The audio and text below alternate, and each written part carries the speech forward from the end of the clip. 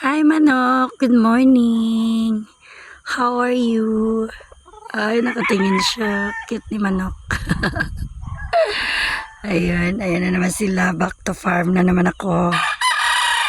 Ayun. Dito na naman ako sa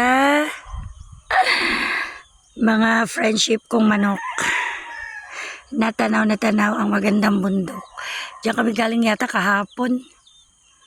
Oh, basta buong bundok ng Banawi, inakit namin hanggang sa narating namin yung Batak na nandun yung rice terraces. Pero hindi ko kinaya, hanggang gitna lang ko.